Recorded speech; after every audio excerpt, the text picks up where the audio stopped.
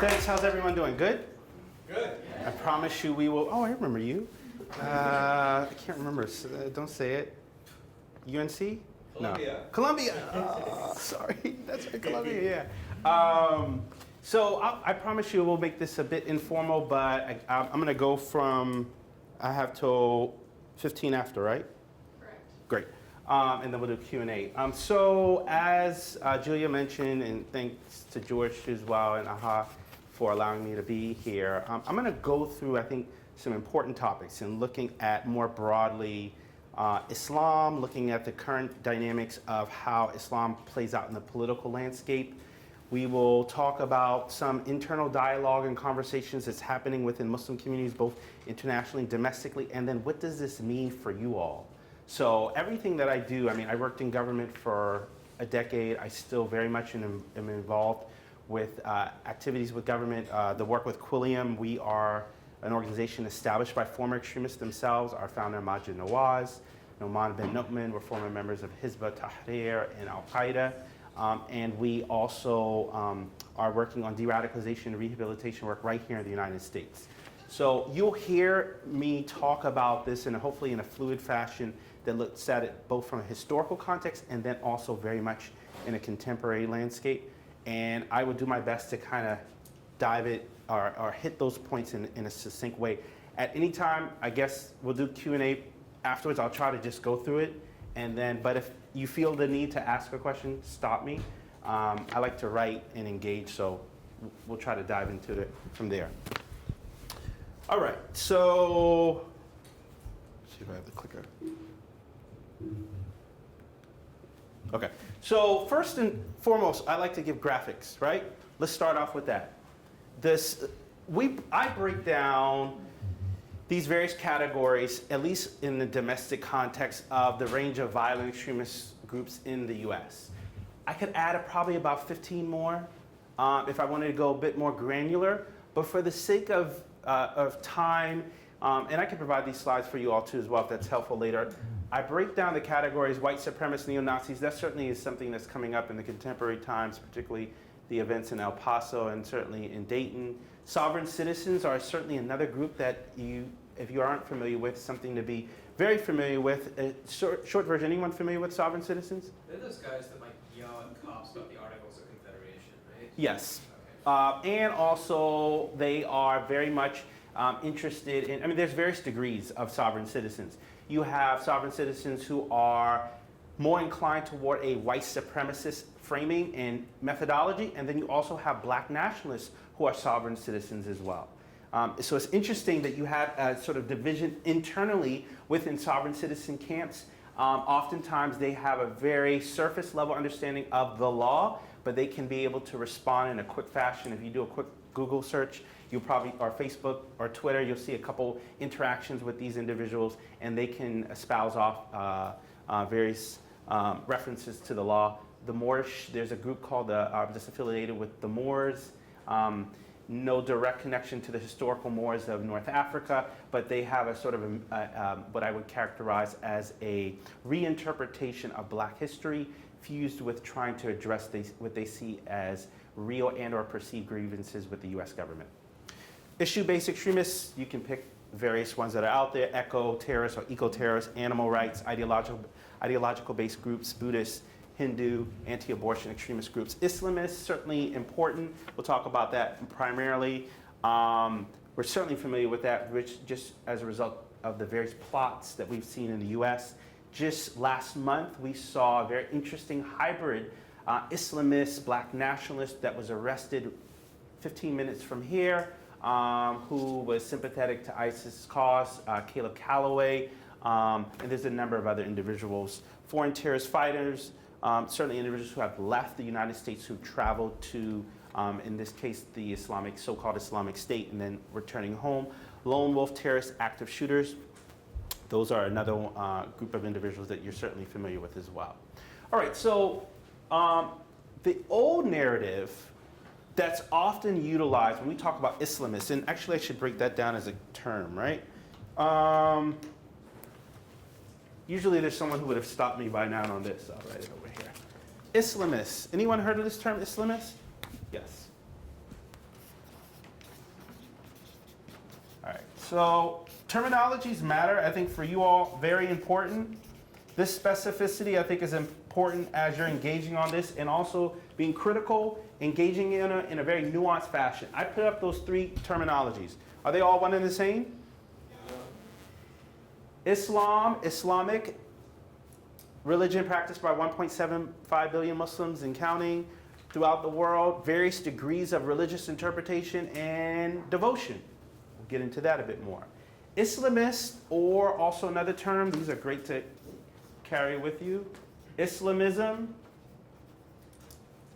oftentimes used interchangeably, is an interpretation or a strict interpretation of Islam that's usually utilized or usually engaged in a political fashion. So you have Islamist groups that have various degrees on the spectrum. You have nonviolent Islamists. You have Salafi jihadist Islamists. Anyone familiar with the Nahda party in Tunisia? The Nahda party in Tunisia is has Islamists who are part of the political mainstream, who want to be part of the political process. That's a big discussion and debate that maybe in another country they're not even having, or nor are they open to having. So in Tunisia, there you have an individual by the name of Rashid Ghannouchi who's led this movement called the Nahda party that says we want to be part of the political mainstream. We're Islamists, we're nonviolent Islamists. Now we have other Islamists who offer an interpretation of Islam, who are in the forms of Al-Qaeda, Boko Haram, or ISIS, who are Islamists who are violent. Usually they are in the form of also another terminology, Salafi jihadists. We'll get into that a bit later. But I think the main point is just to highlight one, Islamists come in different forms, shapes and forms. They can be women, they can be men. They also have different expressions in the various countries throughout the world, as well as its reach in the United States. We're gonna bring this all back home, but I'm going a bit international to make the point of how we can address this in a local context too as well. So I put these old narratives out there because I think it's important. Oftentimes we hear the use of the Israeli-Palestinian conflict as being sort of the justifying element of the source of the conflict between particularly tensions that has given given fuel for groups like Al-Qaeda or ISIS to do what they're doing. The Crusades, the debauchery in the West, this sort of old framing that I think oftentimes is put out there. I use the term old narratives. Doesn't mean to say that it's not utilized, but I think we also have to stay adaptive, just like Al-Qaeda would be seen as Motorola, a bit old-fashioned, and ISIS was considered like iPhone. The question is, what's next? You know, in terms of technology, what are you using? I mean, I still have an iPhone. There's some people using, Google has a phone, right? Someone else has a phone out, right? Can't remember who else, but you get my point, right? What happens when adaptations take place? What happens when groups have already achieved all their development or all sort of what they wanted to achieve? These old narratives and extremist arguments, I break down these various categories. One, history, very important. You oftentimes hear this reference to a historical past, right? This is very important because we'll get into it a bit later about anti-Muslim bigotry. We'll talk about Islamophobia and and also the rationale for the arguments on the two sides. Those who are for sort of the pushing back against anti-Sharia legislation, and then those who are saying, well, nope, we're American, we're Muslims, we're working side by side, we're integrated, there's no problems, we're covering up our eyes, that there's no tension.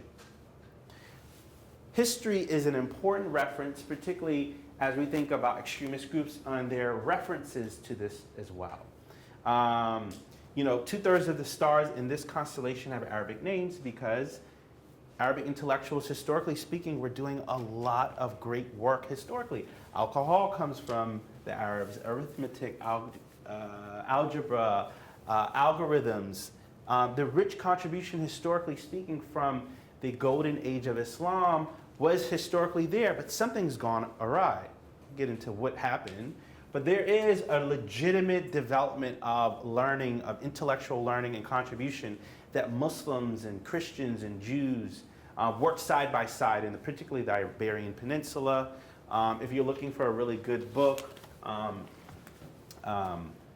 that there's a wonderful book called, I always like to give reference, Emily C. Love, The Art of Party Crashing in Iraq. Really good book. Anyone heard of it? Okay. It actually gives you a nice historical context of what life was, particularly in Baghdad, Iraq, where the Abbasid era period mosque was, and dynasty that flourished too as well. So this history, I think, is certainly important because this is used often.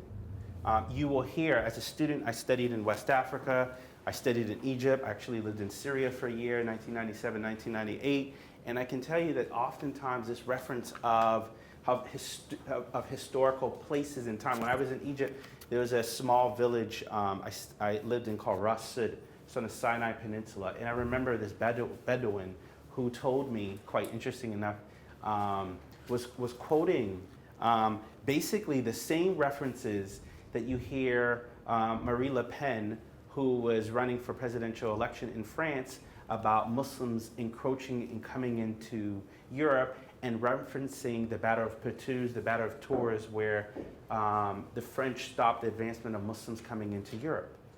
Why would a Bedouin who's essentially uneducated, not conversant in, or not educated in Western sciences and logic, etc., why would he be saying this unless he's educated and was giving this by a teacher, an educator, he was a student of life, whatever.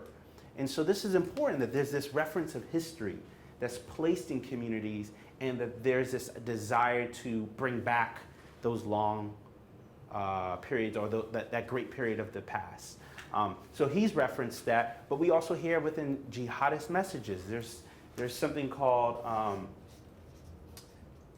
qasidas. This is well known. These are just called poetries within Arabic. Those are these are well known, that were known. These are very popular within jihadist messages too as well, that are put out there, and they've referenced to this as well. So history, two camps. And I just broke, again, these categories. There's more that we could give. Us versus them, sort of because of the actions of the enemy, or who hates or threatens what is good. The whole idea of Western governments working with, or I should say Muslim governments also working with the West, and that in fact the government of the UAE, United Arab Emirates, aligning itself with the West, that in some way they are not the true vanguards of Islam. Because the true vanguards of Islam, using their narrative, would be individuals who would be defending, right? So this argument of, one, a single authority, and also this single authority being used as the litmus test of who is Muslim and who is not. There's an idea, and you might not remember all of this, but I'm going to put it up there anyway. There's this concept, but I think it's important, Dar al-Islam, Dar al-Salam, and Dar al-Kufr, which is basically, I won't give you too much of this, but basically a place of the home of peace, and then a place of sort of disbelief, or that which causes sort of tension or resistance. But those are important to highlight because there is a creation of a new Muslim society that has developed because of these modern day extremist groups. It's important to understand too as well within Islamic societies is that Islam is ultimately sort of a complete way of life. Now, it's interesting because not everyone, there has never been a true consensus of any Muslim society from the historical past to the present. The debates that we hear currently with Muslim intellectuals and Muslim Google search scholars, those conversations of debates ranging from homosexuality toward using violence, those historically speaking were done internally. Now with the advent of technology, now with the advent of the internet, people are much more interested in having this debate openly, right? But historically speaking, like at yeshivas within Jewish institutions or in Christian centers within Christendom, particularly within the Catholic tradition, these debates were done internally, and they were done in rigorous exchange to respect differences of opinion. Again, I'm giving you the model that historically was done, and then you have the reality of what transpires in the modern day context, and then the struggle, right, between communities and sort of a scholarly class, and then the rank and file. There's a dialogue too as well between what the divine order is given and then how human beings interpret. So there's this interpretation, and then there's also what Muslims would say is a divine guidance. The interpretation will vary. Even my own self, usually someone asks me this, but I'm a third generation African American Muslim. My grandparents converted to Islam in the 50s. They were, one of my grandfather was a jazz musician, was interested in spirituality. The story of the American experiment with race is an ongoing dynamic, and they were looking for peace and looking for meaning. And he's in Tunisia, and he hears about this, particularly in this time, Sufism, this Islamic spirituality, and that's what attracted him. Jazz was alive. Jazz was synonymous with like hip hop, like what we see now, and people were interested in looking for that. It was a much more spiritual pathway for them. Very different than what we know now, right? In terms of people's conversion to religion, et cetera. But I give that experience to also highlight that my filtering comes from an American lens. Though I went to Catholic schools, though I learned Arabic as a young child, though I memorized the Quran as a young boy, it's all coming from my also Western lens. I studied in Muslim institutions throughout the world, right? So you can even hear that. I'm giving you this anecdotal story to also help you understand the difficulty of what you're faced, right? Of how do you capture a very individualistic approach toward religion, but then also how it plays out in the day-to-day life, the realities of political dynamics of individuals who have their own motives behind it, this idea of a lost sense of religion, trying to reclaim it back, and then who's in the position to be the authority to voice their criticism, who speaks for Muslims, who doesn't. In this free-for-all American society, with numbers going down in terms of people's decision to go to church, people's decision to go to mosque, people's decision to go to the temple, synagogue. I mean, Pew came out with a report last year that talks about there's a decline of individuals' sense of religiosity. Why? Muslims are no exception, right? So it's important to highlight that there's this data that puts out and says American Muslims are this. I can tell you, American Muslims aren't a huge number as well. We're talking about 4%, 5% of the American, it's actually, 1% of the American population. We forget there were more American Muslims in the US during the time of, I'm a historian by training, so sorry, but this one moment of going historical.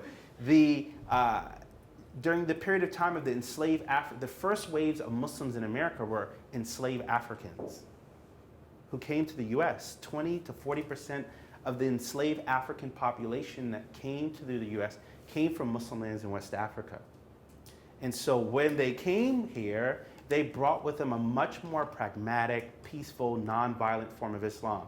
I'm giving you this to also highlight, to show you the various phases of how we're also dealing with, which we'll get into in about 15 minutes, the development of our modern day engagement with Islamophobia and the post 9/11 interaction with anti-Sharia legislation, et cetera. Very different. When the first Muslims that came to the US who were enslaved African Muslims arrived, we're talking about the 1800s, they brought with them a very nonviolent form of Islam, pretty chilled out, no problems, and it's a very different narrative that we hear now. So that plays out in a many different fashions, but I'm giving you that to also highlight the various debates and tensions that happen. Here I am as a third generation African American Muslim, and the first narrative that we know about American Muslims have been who? Who comes to mind? Muhammad Ali, Malcolm X, some rapper who converted to Islam in jail, right? That's usually what you're probably thinking, right? And these guys had what I would characterize some Islamic hybrid movement, Islam that's between street culture and some level of Islam, some level of maybe Freemasonry, and combobulated into some expression of what Islam is. Very different than what we know the 1952, 1965. Blame Julia and George for rushing me, so I'm trying to move quick through all this. 1952, 1965, which brings the immigration. Is this helpful? Okay. Yeah. 1952 to 1965, which brings the Immigration and Nationality Acts, two different Immigration Nationality Acts, which bring massive waves of immigrants coming from the Middle East, South Asia, where we know and has developed a lot of Muslim institutions, right? But the first wave of Muslims that came to the US were enslaved African Muslims. Second wave, we have immigrants coming from the Middle East, South Asia, Central Asia, et cetera, and then a free-for-all, if you will, from 1975 onwards, right? But I think that's important to highlight, right? These different waves, people are bringing their different interpretations. People are bringing village Islam. People are bringing a very parochial understanding of Islam. Some people are debating and deciding if I'm Ahmadiyya. Anyone heard of Ahmadiyya Muslims? They are persecuted. They are considered as a religious minority. They have the Pakistani ambassador when Mahershala Ali won the Oscar. First he said congratulations. Once he found out that he was an Ahmadi, she took down the tweet. Because in Pakistan, the Ahmadis are persecuted and killed, and they have a very different, it's a very sensitive topic within Pakistan. You're hearing my conversation, right? This is the struggle. How about if you have your Salafi? Salafis essentially are just conservative Southern Baptists, right? In the name, this is important to, you have to be equipped with the terminology, right? So Salafis, you have jihadists, right? You have Salafi jihadists, right? Salafis, just in its core, are just individuals who want to get back to the basics of Islam as it was taught from the very beginning during the time of Muhammad the Prophet, right?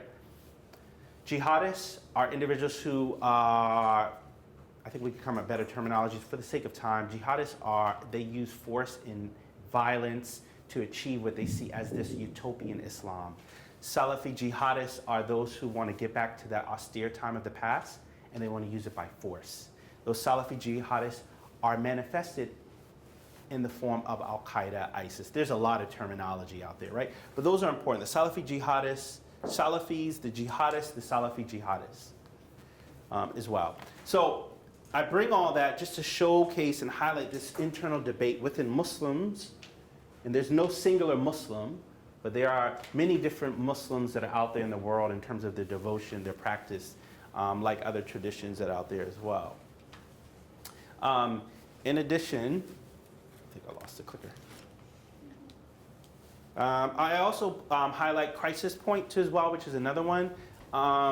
This idea of, for example, if you use the location of Africa, there is this idea of Christian proselytization efforts that are out there, but individuals highlight this idea that to get aid, you also have to accept a new religion. This is oftentimes used by many different religious groups, particularly Muslim groups that are out there, Salafi jihadist groups, particularly in Boko Haram in West Africa, to highlight, to say, hey, listen, this isn't real aid, this is just for conversion.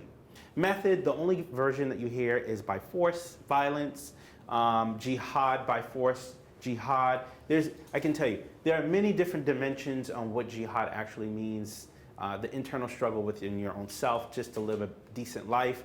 But one that's oftentimes carried out is the one of force by violence, which we've seen the beheadings of individuals who have been part of the so-called Islamic State, Al-Qaeda, and many different sort of actions. Muslim scholars have debated on the use of jihad by force, by violence. Most of the time the conditions are just during warfare, but as you know, you have a whole new, there's a whole new school of thought that has emerged because of modern day extremist movements, historically speaking, there are 4 schools of Islamic Sunni, what's called madhabs. There are 4 Sunni schools of Islamic thought. Shias have their own schools of thought. You all probably familiar with Sunnis and Shias. That's probably 101. But the madhabs essentially are just legal interpretations of how they're, imagine great Christian scholars that lived and individuals wanted to follow how they interpreted Islamic texts, right? You'll hear me talk about American Islamic thought in a second, but this is important because these 4 schools of Sunni thought just offer their interpretation of what they think how Islam should be applied. We now have the emergence of Salafi jihadists who are offering their own school of thought. And they've offered a hell of a one by force, and they've backed it up with their theological teachers to support them. Case in point, Osama bin Laden comes on the scene. He's not a trained scholar. If you want to get justification for what you're doing, you have to get people to support your actions, and you have to give, they need to have some letters behind their name. You want to get a PhD person to support you, or you're a principal investigator on a new grant research project. Well, in the case of Salafi jihadists, in the case of Islamists who are out there, Al-Qaeda and Osama bin Laden decided to get an individual by the name of Yahya Libi, who was well-trained in an Islamic center of learning in what we know is Mauritania. Shinkiti, a small town, you don't have to write it down. If you want more, I can provide it. Shinkiti is known for generations, for centuries, for producing Islamic scholars. Osama bin Laden didn't have the credentials, so he got someone who would help support his arguments. This is what people do all the time. In the Muslim tradition, this is well known. This is encouraged, to have people who are well-versed to support their arguments, okay? And so that I think that's important to highlight. In the case of ISIS, you have someone, in the case of Abu Bakr Baghdadi, who comes on the scene, who already had credentials, who studied at the University of Baghdad, who's familiar with Islamic studies as well. So each group learning from one another too as well. Okay, let me speed up on some of this. All right, I'll move through this. Great reference about Islamic societies of the past. We'll skip through that. Now, look at this. Anyone seen this map before? Ooh. You have this map. Can agree. Anyone taking World History 101? Ottomans, the Byzantines. Won't bore you on that. Now we have a recreation of how the world is. Not based off what Muhammad is saying, but this is how individuals have seen themselves, in this case, Islamic State, right? So Andalus, the Iberian Peninsula, Maghreb, basically all of North Africa, including West Africa. Sorry, anyone who's interested in West Africa, they've got rid of all the Berlin Conference of 1884, 1885 partition lines of demarcating, who has what country, and they've said all of the Maghreb includes Black Africa as well. The land of Habasha, which we can include, is, you can imagine Habasha means what? No, Ethiopia, right? All of Uganda, Central Republic of, Central African Republic, Eritrea, they've just said, hey, all of that's just one and the same. We don't need to get another land name. Europa, you can figure that out. Khorasan, Iran, Afghanistan, Pakistan. Hejaz, this is the name known for the Arabian Peninsula. Shem, the Arabs say, Al-Awwal Shem wa Akhir Shem, it begins in Syria, it ends in Syria, right? And you can see that, and I say Syria and Shem, this is the name given in Arabic. There's a whole body of apocalyptic narrative that I will save you the time, and messianic Islamic thought, very obscure stuff, but it has an appropriation in probably a small, minuscule group of individuals who are actually nerding out. But look how it has manifested itself into current discourse. Important to highlight too as well. You have a lot of institutions throughout the Muslim world who people, historically speaking, are well-versed in memorizing the Quran. This is what's well-known. People, as a young child, I memorized the Quran. It's a part of a tradition, rich one. But because you've also memorized the Quran, and you might have ability to memorize Arabic, you might not be able to understand what you're saying, or you might not be able to understand it, though you can speak it, right? Comprehension is just as important as memorization. You have illiteracy rates that are at high numbers throughout the broader Arab and Muslim world. That means the same way that you might like Miley Cyrus, or you might like Beyonce, or you might like Billie Eilish, getting better. Okay, I'll stop there. But you get my point. The same way that individuals have that attraction and that appeal is the same way where religious leaders have that same attraction and appeal in these societies.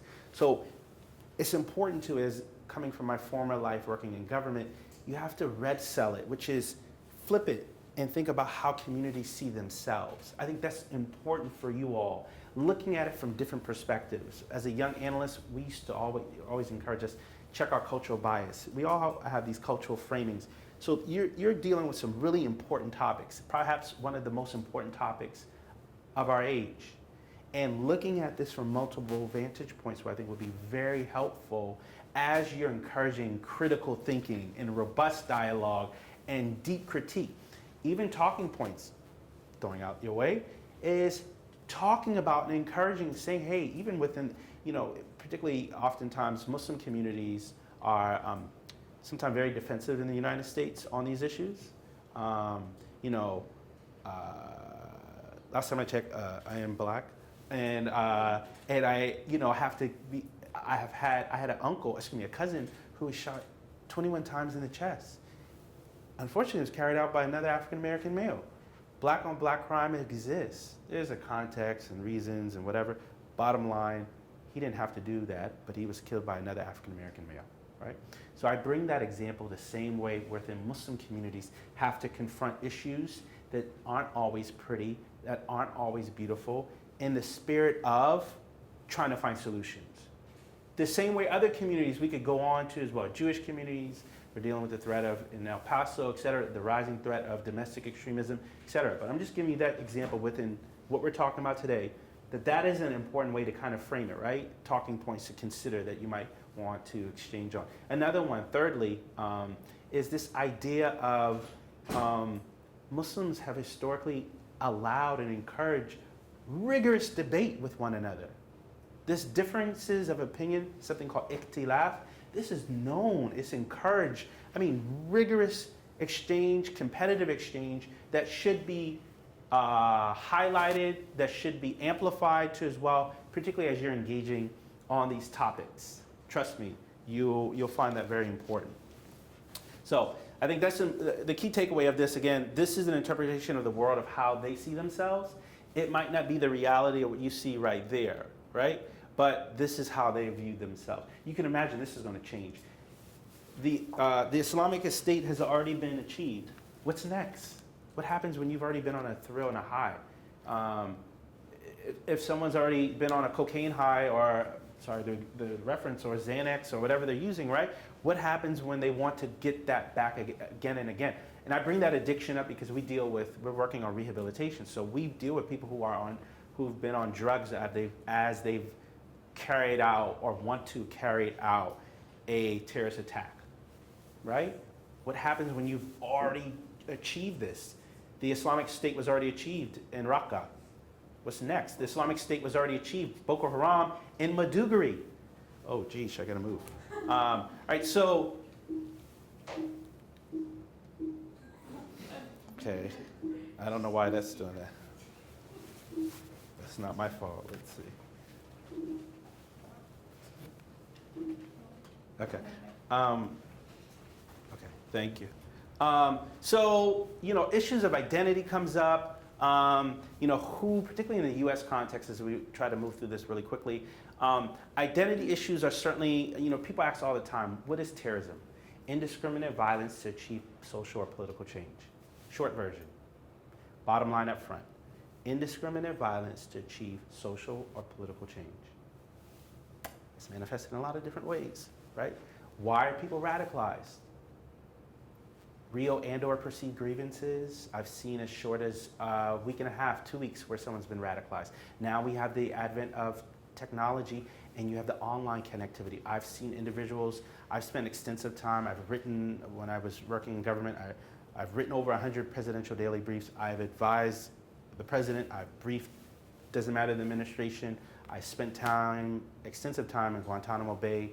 So I'm saying this from experience, and I can tell you, as I've listened to people's stories of why they've been radicalized, it varies. Motivations. I've seen tweets from the graves. I had one individual who was a young boy in Maryland. His mother was a CIA employee, interesting enough. Found out that later, and he was a white kid from a very lovely suburb right outside of Washington, and he liked a beautiful, very attractive Muslim girl. He had mental health issues too as well, right? And then he just went to a whole nother rabbit hole, and she was pretty chilled out, and his form of Islam that he thought she would like, which wasn't what she wanted, was this sort of violent interpretation. And he was radicalized by tweets from Anwar al-Awlaki, the American English ideologue who had a mosque 20 minutes from here, who was killed in a drone strike too as well. So, you know, various personal identity and issues affect and impact why individuals join movements. I'm moving through this really quickly because I want to talk about a few items. In terms of the questions that come up often, and I'll come into the Sharia legislation and current discourse too as well, what models work? This is one example. This happened to be Montgomery County, Maryland. Are you familiar with this, George? The model that was called Word. It was an interesting model that basically built together partnerships from various stakeholders, religious, government, law enforcement, et cetera, intervening early, engaging, connecting, educating. I'm going to skip through what we've had. Actually, I'm going to come back to that in a second. All right, so the current discourse that I think is certainly important for you all as well is, you know, anyone heard of ACT? Anyone heard of Stop Islamization of America? Wow, anyone heard of the Center for Security Policy?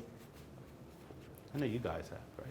So I bring you these different organizations and names because post 9/11, we saw, if we use 9/11, right, as the delta, where 9/11 onward, we basically have the creation of the Patriot Act. Familiar with that? We have, I'm giving you this in 30-second version. You heard of FISA? Foreign Intelligence Surveillance Act. Basically, you have the decision by the US government to try to come up with a proactive measure to make sure that we do not have the same intelligence failure of another terrorist attack. And so after that time, various stumbles, but also good efforts were put in place by the US government to find out robust strategies to stop extremism. At the same time, that's in the government level, right? So we can agree with it. That's big picture, 30,000 foot. After you leave the sort of strategic level, you then have rank and file, everyday, ordinary citizens who are confronted with the reality of how in the hell do you deal with the assault on our nation that killed, close to 3,000 lives? And who's responsible? Now we'll get into the meat. Who's responsible, and how do you respond in an adequate, methodical, surgical way? It's very difficult. Communities, groups, individuals also decided to say, well, you know what? I'm not that familiar with that the early Muslim communities came about from the enslaved African Muslim experience. That's why I told you all that. I'm not that familiar with that we have individuals who whose paintings were done by James Simpson and Charles Wilson Peale. Yarrow Mahmoud, an enslaved African that arrives into Georgetown, Washington, D.C. in 1752. A number of individuals and talk about their role in a very nonviolent approach. All I know is those individuals who have come to the United States, who flew, and they were at a nightclub, at a strip club before, and drinking a couple beers and doing whatever the hell else they're doing, and they decided to get on these airplanes and destroy the U.S. So this conversation you're hearing, right, the government's doing one thing and putting in measures, but at a rank and file, ordinary citizen level, you have communities who don't know how to respond, nor are they reading up on the very kind of logical framing of how societies are, how religious communities have diversity, how there are different interpretations of Islam, et cetera. You get my point, right? And because of that, you have a slow rise of responses of one, individuals who have responded to, seeing the physical expression of Muslim women who have hijab on, et cetera. So I bring all that up just to highlight that we have groups that slowly emerge to respond to that. ACT is just one organization that essentially, Act for America, they've worked on a lot of anti-Sharia legislation. I'll get into that in a second. We have Stop Islamization of America. I'll just stop right there for those two, right? And basically you have these two groups that are, one established in 2009 and the other in 2007, right? And you have individuals like Pam Geller. Anyone familiar with her? Who's another name that you might have heard of?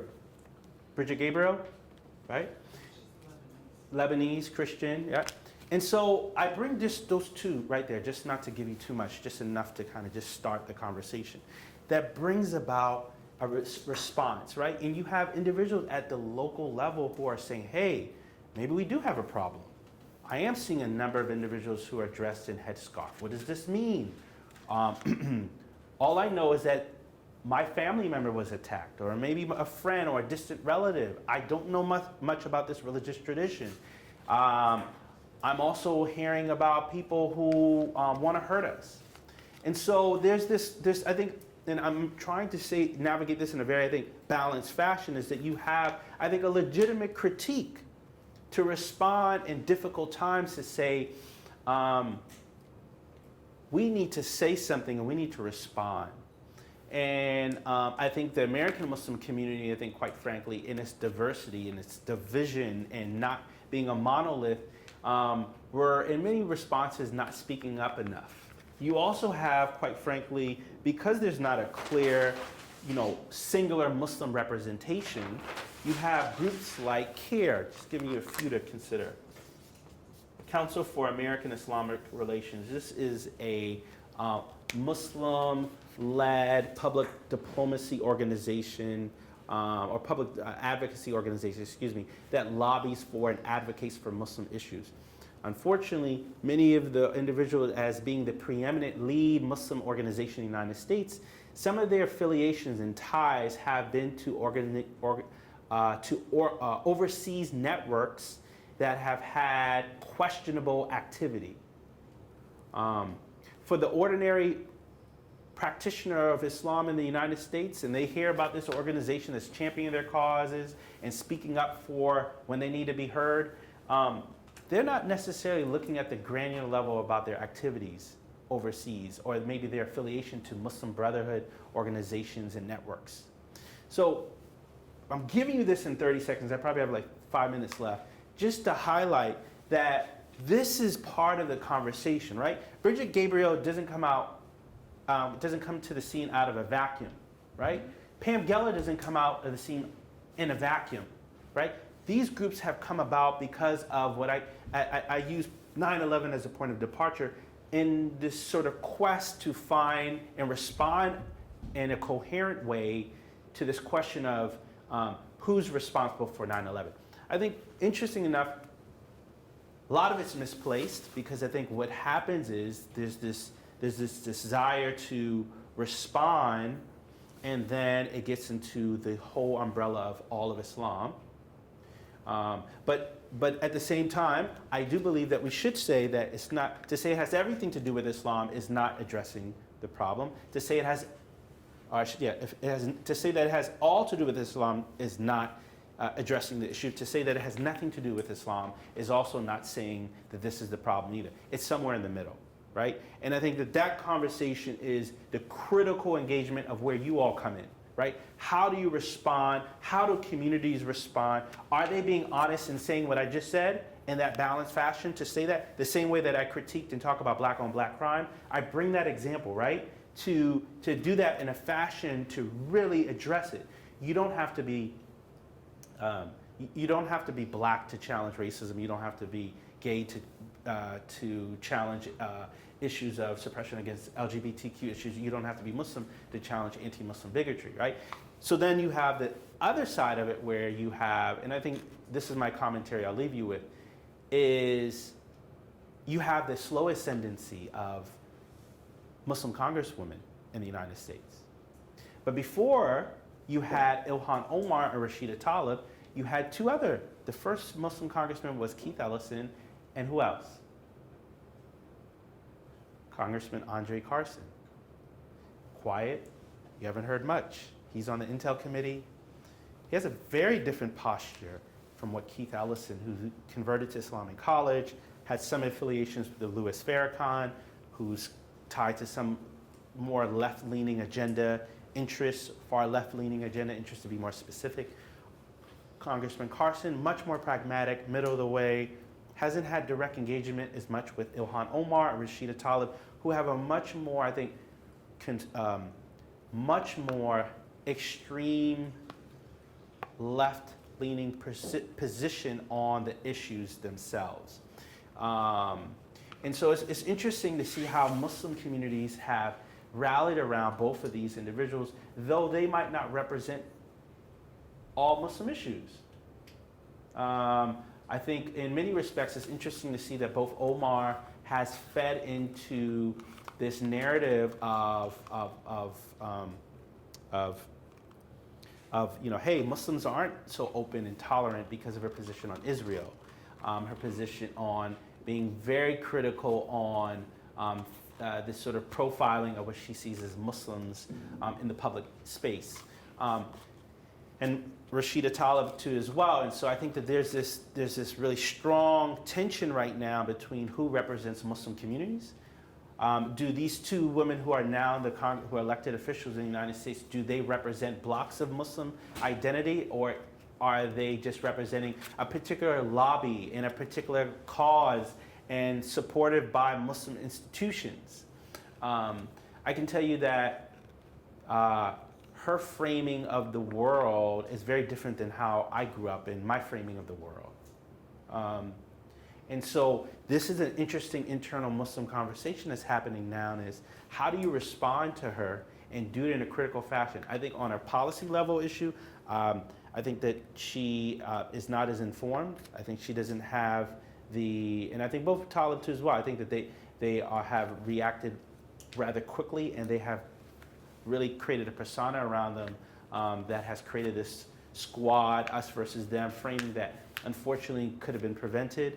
I think some of their critique probably, any congressman has good topics and talking points they can offer, but I think that they've done is a disservice to some of the larger issues that could be nonpartisan topics too as well. I'll stop there. I feel like I gave you plenty. Let's allow for a dialogue.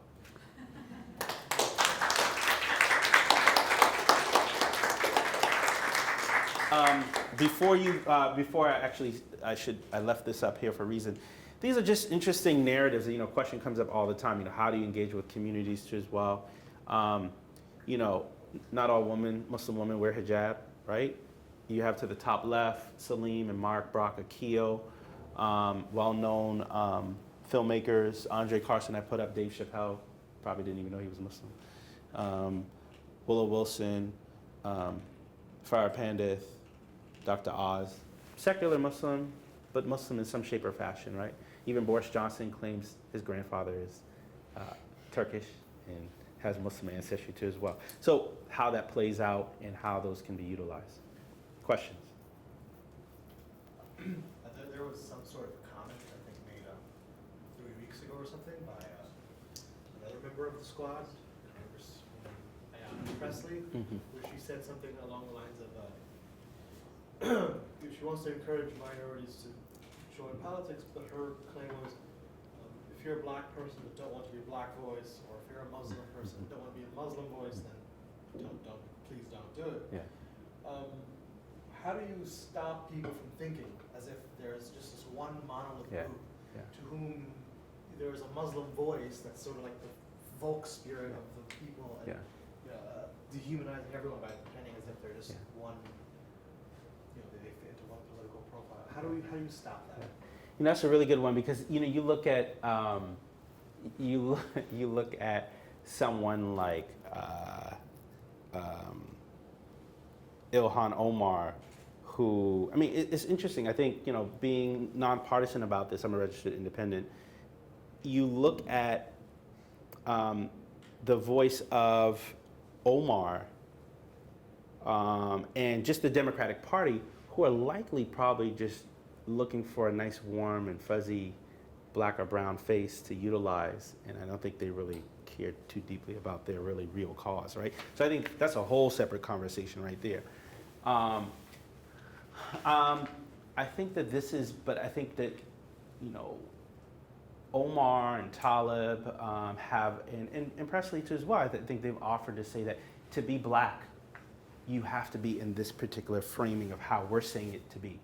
You have to be democratic, and you have to speak truth to power in this particular framing that's been done for past 50 years.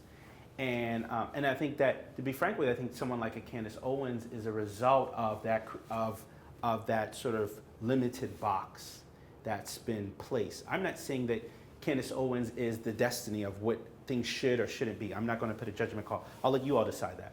But what Candace Owens is doing is responding to the narrow confines of being a CBC Congressional Black Caucus member and not really doing as much work as you would think could be done on certain matters.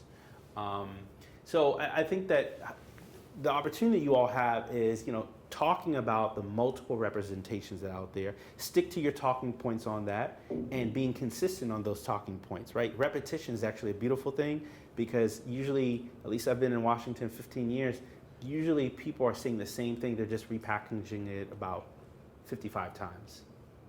But they've said the same thing, right? So, I use the example of Owens, and I think there's many others that are out there that offer, who are trying to offer an alternative out there. Those seem like two extremes, and I think somewhere in the middle are other voices to show the diversity that have to be represented. I think Muslim voices need to show, there has to be multiple diversity of thought, not just diversity of color, but diversity of opinions. So people can look to aspire to say, this is a pathway that I want to consider. Yeah. Anyone else? Question? Sure. I read your article on, I think it's yours, I hope I'm asking the right person. Sure. But about how Islam isn't a monolith. Yeah. Okay, good. So I thought it was really interesting, and I think that's certainly a problem. But do you worry about the possibility of that changing? And if you look at, Christianity after the Protestant Reformation, you've got thousands upon thousands of different Protestant denominations that started fighting each other. Do you worry about that happening if there isn't some kind of monolithic structure to Islam? I think, for a long time, so my doctoral dissertation, I have a book, it'll be out end of this year. It's called America's Other Muslims, Imam W.D. Muhammad, Worthy Muhammad, Islamic Reform in the Making of American Islam. And the conversation of an American Islam is a taboo conversation, and no one would ever say, how dare you talk about American Islam? It's no different than American Judaism. American Christianity comes in so many different ways, right? I grew up in Charleston, South Carolina, so American Christianity is very unique. The Protestant Reformation is a protest against something, right? Last time I checked. So I think that, I think this American Islam is something that's slowly emerging, just like you have British Islam or Western Islam is slowly developing because people are coming from all over the world. And I think what you have is this resistance to tradition and culture. And people are trying to reconcile in a really challenging way, how do we how do we find a way to be, you know, in this case, American and Muslim, and not totally dismiss our traditions of the past. For me, I mean, the perfect story my parents told me when I studied in West Africa, who you would think would be like my ancestral roots, whatever, but I've done Ancestry.com and 45% Scandinavian, and then the rest, you know, the African Americans, it's a little bit of everything, right? So you're getting that diversity.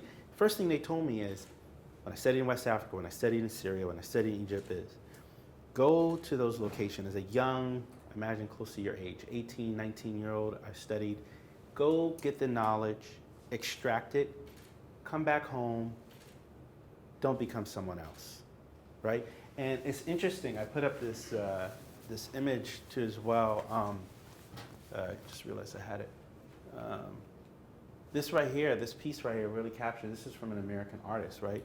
Who, you know, this idea of individuals who have, you know, different clothing items from all over the world, but, you know, what's actually in their head. I think very indicative of, you know, the quest of what American Muslims are struggling with, right?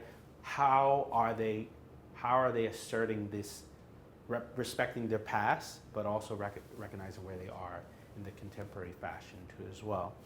I think more than likely, I'm positive and optimistic that this diversity is going to be part of the norm in the foreseeable future. I think we're going through a bit of a, you know, difficult time, and people have been very resistant toward having conversation. When I say American Islam, I mean, internally speaking, it's taboo. People aren't very comfortable, but I think it's happening, you know, because the natural response is, you know, do you want to deal with village parochial interpretation of Islam in Pakistan or in Sri Lanka that you bring here? If you think it's so wonderful, you know, look at what they're dealing with. You know what I mean?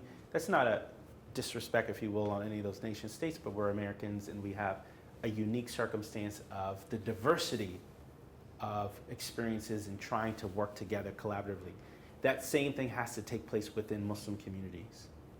You know, the work that we do with Quilliam, the work that I individually do, is making sure that we're doing that part. I think getting rid of Islam as a religion is going to be impossible. I think it's all right to have, and we engage with ex-Muslims. So I want to be very candid. We engage with ex-Muslims. We encourage it. It's great. Our work is how to, on top of our counter-extremism work, is how do you actually, how are you comfortable with the idea of reforming, renewing, revitalizing within? And that's part of our effort, you know? And I think you have to have those, right, who are still very much committed in addressing this within the community too as well. Those conservative voices are huge allies, though oftentimes people aren't comfortable to talk about. Those conservative voices are huge allies to stop extremism too as well. I might not agree with every point actually I probably don't agree with a lot of points they're doing, but they're allies, right? And I think that this is an important time that we live in. We have to find ways to work with people across the board, even though we might not agree on every single point. The Pulse nightclub attack was a perfect example, right, of an individual who was working, who likely was bisexual or was working through his own internal issue of, am I Muslim or am I not? Probably was Muslim. Am I gay? Am I not? He was working through that. And then who would have thought in the aftermath you had imams from the local mosque coming together with the LGBTQ community and with Christians? What? You know? So I think these are interesting gems that, you know, are things to consider to see what does that mean, right? I'm leaving that open-ended for you. So I guess I'm interested in gaining your opinion because I think it's important to know, like, among the fellows, not all of us come from some kind of background, personal, educational, religious, whatnot, with Islam. And so I wanted to know what you thought about the role that someone plays who doesn't come from that background in propagating these alternative narratives, and like, where is that line to be drawn? Is it, do we give a platform? Is it that you weigh in with your opinion? Like, what is your thoughts on that? I think first and foremost, a beautiful question, excellent one. Fresh, you're bringing a fresh you're not bringing an opinion. You're coming into it fresh with a lens on it, hopefully from a non-biased perspective, open to offer a dialogue to say, hey, let's look at it from multiple angles. And I think for you being able to, one, be critical, even if you're not familiar and conversant with every issue, great opportunity to start reading and reading across the board, but allowing that conversation to pulling from your tradition, whatever that tradition is, if it's a secular tradition, and using that as a means to engage on this issue as it relates to Islam, Islamism, the conversation of extremism too as well. I think that those multiple vantage points will be helpful, but pull from what you know, right? I have a good friend who is a facilitator, not religious, didn't come from a religious tradition at all, but he's great in facilitating a conversation on topics that are tough, right? So he's coming from a fresh lens, does not have a stake in, or a bone into the fight at all, but he's coming in and facilitating a conversation and saying, hey, these are different ways you can look at this problem set. And this is from, we do a lot of work on the Socratic tradition. So when I see critical thinking, I'm very excited. We have a project called Tafakkur, which means to think, to ponder in Arabic. And it pulls from the rich tradition of Islamic study circles, of learning, of reasoning, and logic, and debating, and inquiry. And then I had a great friend who's another friend separately who's not religious at all. He was like, we worked together, we did our graduate school, we worked in government together. He said, why don't we bring the Socratic method in and fuse this? And we came up something which was great, right? That's a great example, right? Where we were able to come together and deal with the issue of geopolitics and modernity, Islamic extremism, other topics, and then bring in the Socratic method, looking for solutions. And we've been doing this. We're about to do this some more in Nigeria. We're in Senegal. We've done it in Somalia. And trying to find out and address this problem set of violence too as well. So that's something. I hope that helps. I mean, that you can come in that fashion. Unfortunately, I think Americans, we don't read enough. There's a really good book. Oh, another great one called, it's called, anyone heard it? Any French speakers? It's called The Intellectual Life. Ooh, really good book. And then the other one, last one, is one of my favorite ones. Is called A.J. Sertillanges. Okay. Sertillanges. And another one, the best one, is How to Read a Book by, anyone heard of this? Mortimer Adler, right? Classic, right? I would not make this up. That's a really good book. I mean, how you write and read, and making notes on the side. Really good books. Great ways to think about when you're engaged in community. Those are just good ones. The Emily C. Love book is great. And the other one I'll give you too as well, if you take nothing away, is, this is a good one. What is Islam? It's a bit dense, but it's a great reference. Shahid Ahmed. He passed away about 4 years ago, unfortunately. Pretty young guy, but What is Islam? Shahid Ahmed, wonderful body of work too as well. I can give you more, but I'll save you the time on that. I think those are really good, just to start getting the conversation flowing, and really, take ownership of where you are, right? It's okay. We all are where we are, but I think that can help start the conversation. Anyone else? Yes. So sometimes when non-Muslims try to engage in these conversations, we get accused of being Islamophobe. Yeah. Can you talk a little bit about anti-Muslim bigotry versus what people call Islamophobia? Yes. So I like using the term, anti-Muslim bigotry, Islamophobia. It seems so hazy. I don't even know what that is, right? So terminologies matter, right? I think for you is, there's one argument, talking point is, not all Muslims there's no single Muslim narrative. Two, there's not a single Muslim story. 3, Muslims have different opinions, right? Just like everyone else in the world. What I would use for you all as a response is to bring down the tension in the room, which happens quickly, is using the idea of allowing, using the Muslim idea of allowing for differences of opinion. Saying that there's a rich tradition within Islam to having diverse interpretations of Islam and quoting that and saying that. That's an important thing to highlight. I won't give you the Arabic word because you'll probably confuse half of them who probably just did a quick Google search themselves, just like people, right? But I would encourage you all to use that idea of allowing the, again, differences of opinion and the critical engagement of those topics. Secondly, I would encourage you to talk on the evidence of what you're talking, the issues themselves. You sitting around and talking about Act for America or Stop Islamization America, that's going to get into the weeds that I don't think it's probably wasting your time. But you can talk about the whole issue of how, actually I should write this down. You can use the idea of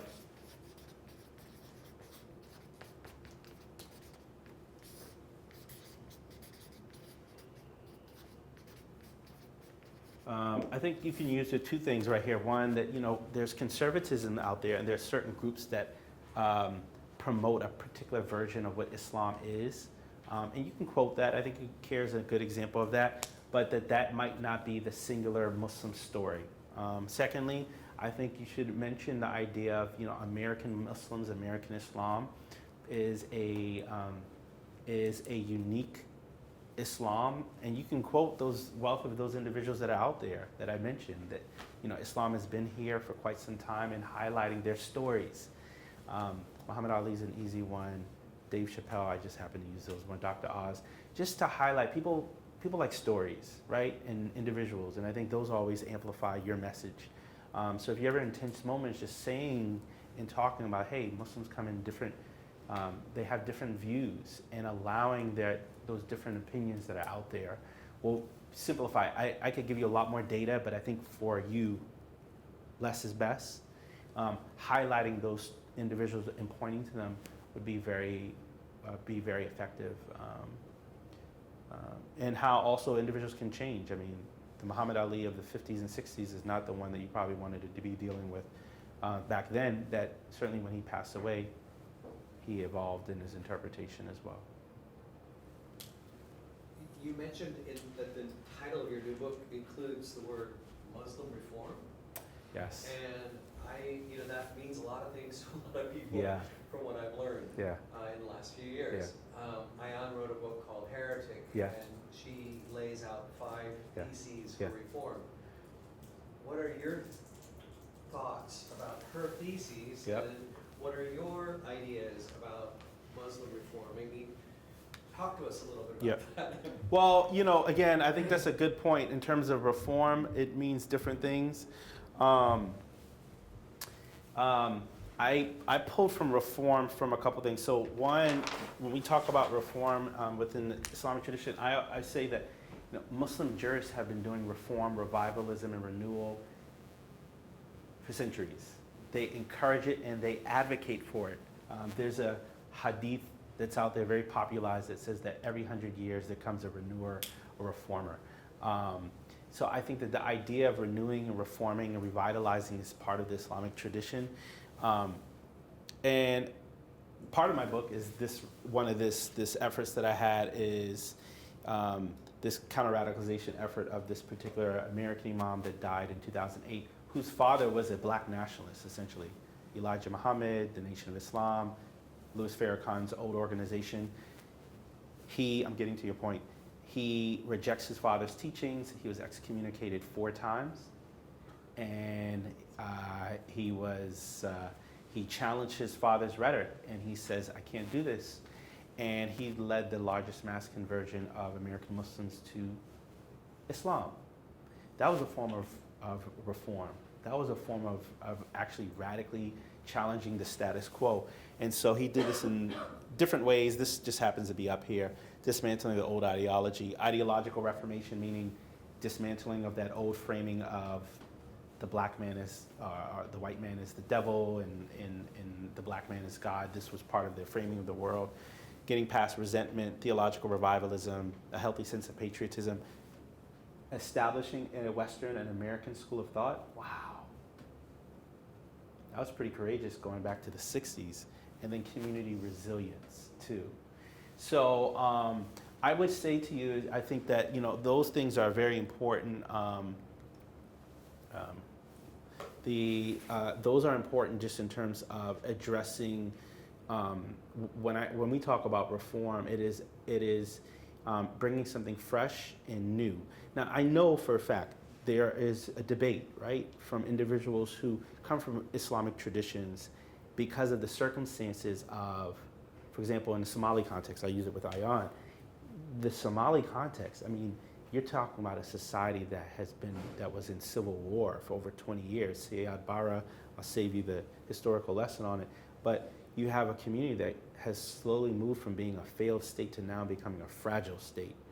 But during the time of Ayan's childhood, in time of her exposure, this was a very conservative society and community that did some very conservative, what we consider some very draconian interpretations or imposing draconian interpretations of religion.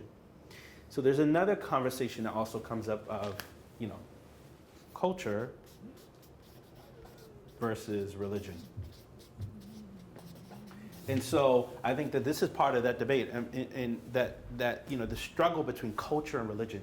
You have cultural practice, you have in Afghani society, Pashtunwali is the moral and ethical code in which many Afghan citizens live by. What's that? Pashtunwali. It is more conservative than Islam. More conservative than Islam. Islam comes, right, because Islam comes in the Arabian Peninsula, and then it spreads out throughout the world, and you have Islam coming as this new faith, and you have a traditional society, Pashtunwali society. Fuse that, and you have an interesting mix. The same thing within Somali societies as well. So I think that, you know, I think Ayan offers really interesting conversation notes for us all in light of that conversation both between culture and religion.